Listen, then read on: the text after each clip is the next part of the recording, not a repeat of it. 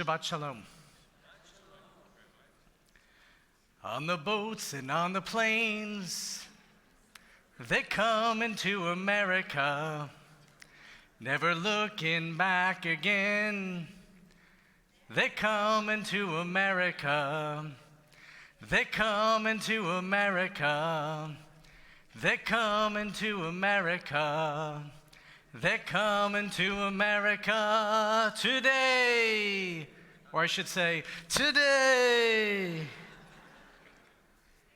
Yes, today is the birthday of the greatest singer-songwriter ever to walk this earth.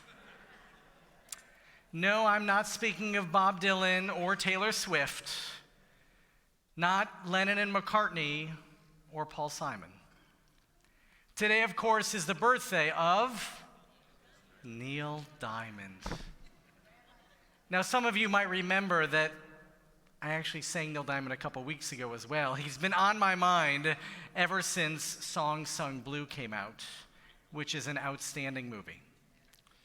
And I have loved Neil Diamond, I want to say, since my very birth, because Neil and I share a birthday, along with Ezra Dallin, by the way. Therefore, the three of us are cosmically linked together.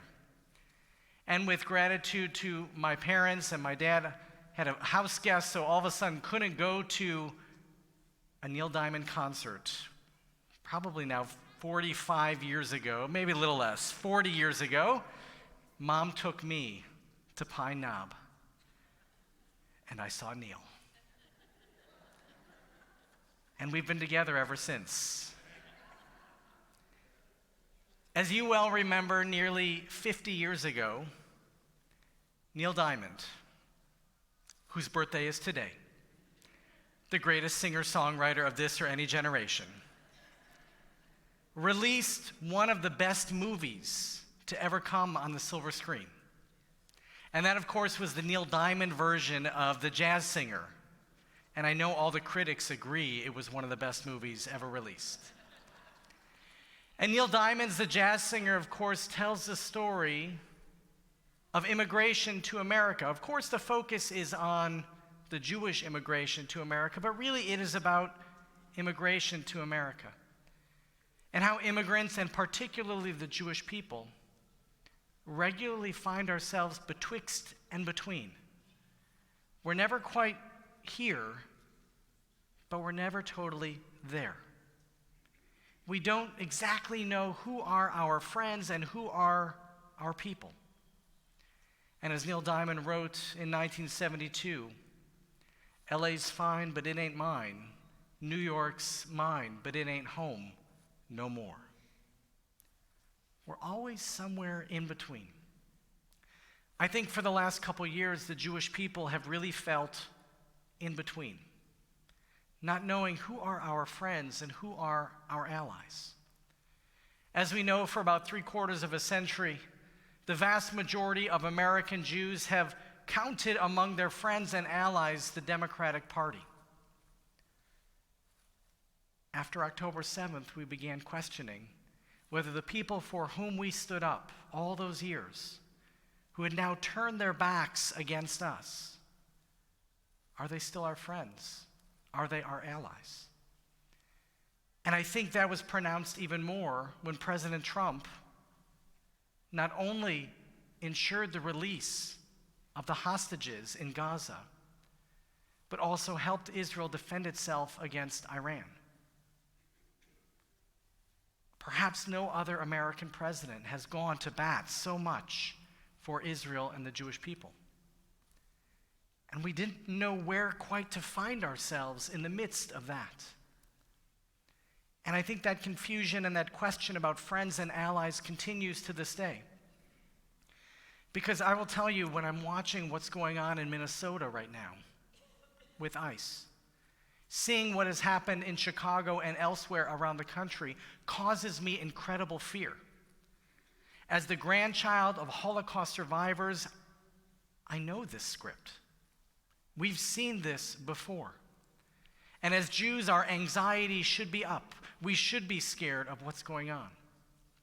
when you have people who are undereducated and undertrained, vested with the power of the government, we know that they're bound to abuse their power.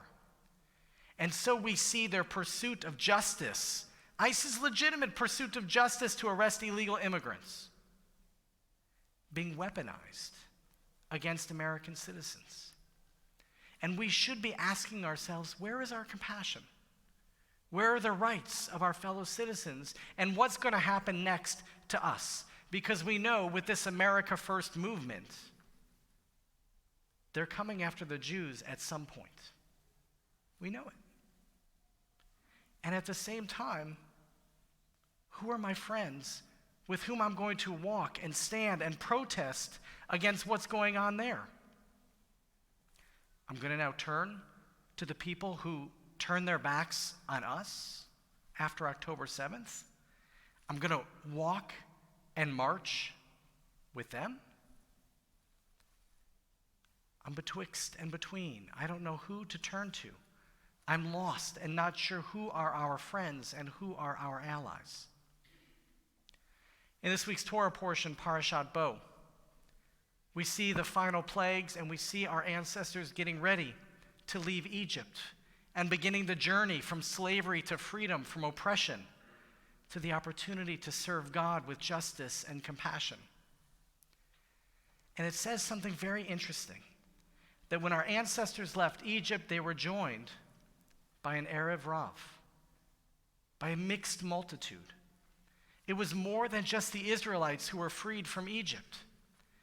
And if you read the Midrashim on this interesting verse that this mixed multitude, this Erev Rav, this group of non-Israelites who joined our ancestors on the way out of Egypt, it says that because the Torah teaches there are 603,550 men of fighting age among the Jewish people, that there must have been about 2 million Israelites who left Egypt. Now, interesting, that 2 million number is roughly the same of Jews who fled Europe between 1880 and 1920, that great immigration from Eastern Europe to the United States. And it says that in addition to the 2 million or so Israelites who left Egypt, that there may have been as many as 500 or even 600,000 non-Israelites who walked with us out of Egypt, out of slavery, out of oppression. Now, the Torah doesn't say that God said, nah, only the Jews should leave.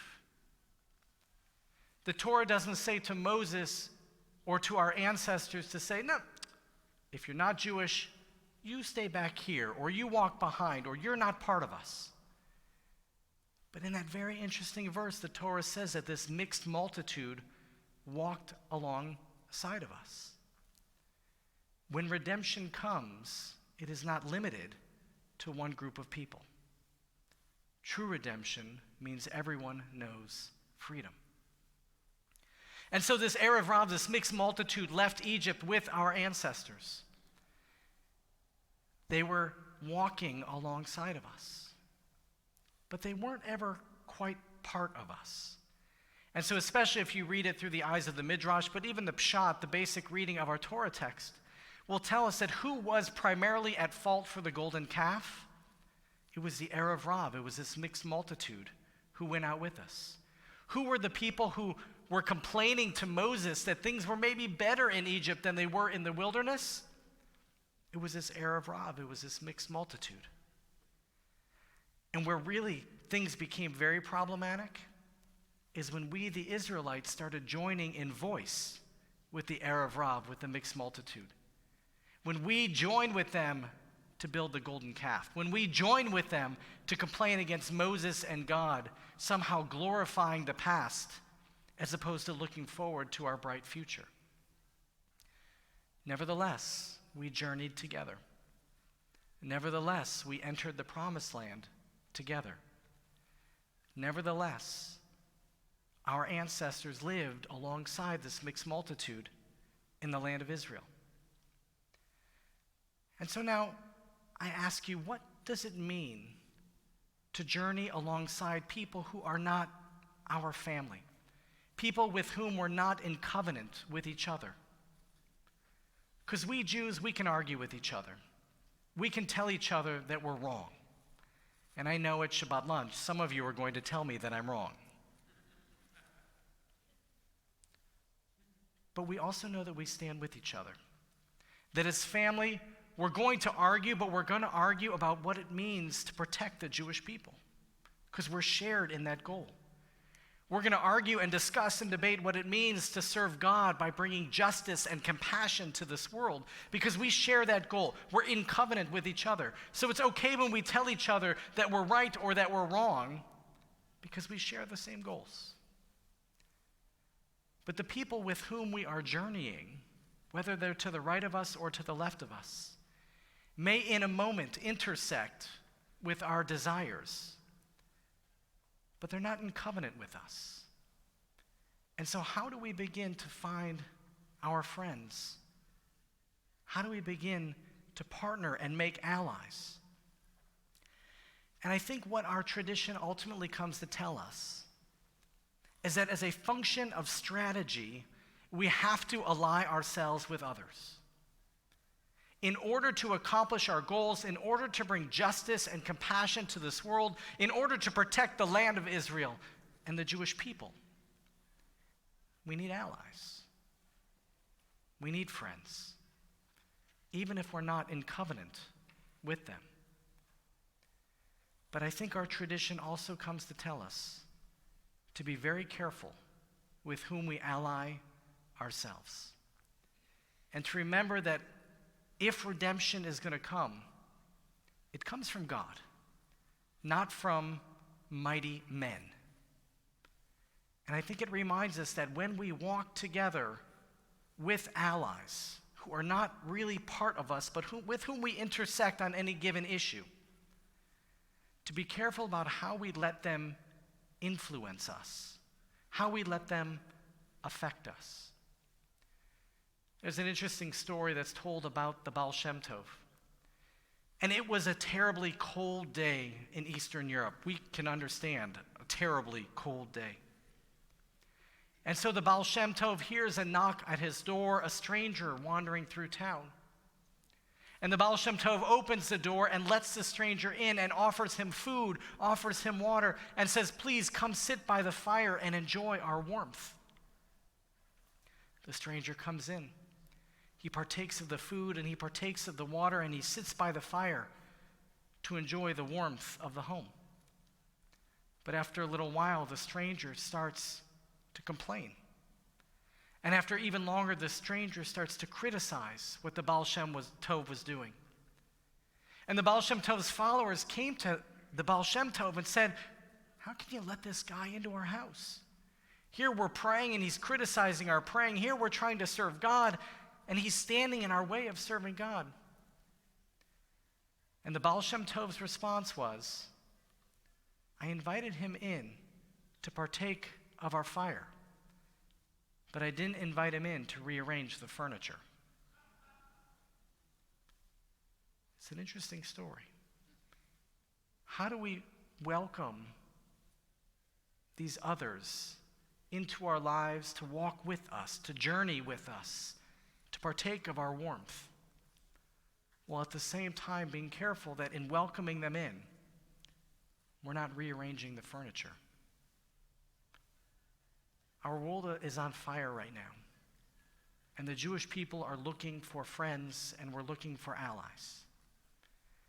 And I think maybe it's okay, maybe it's even okay, to let some of these others walk along with us, or to allow ourselves to walk along with them.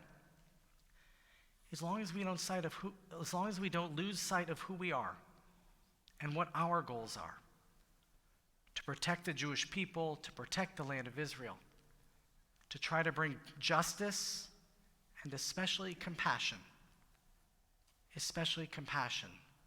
to this world. My country, 'tis of thee, sweet land of liberty. Of thee I sing today. Happy birthday, Neil. Shabbat Shalom.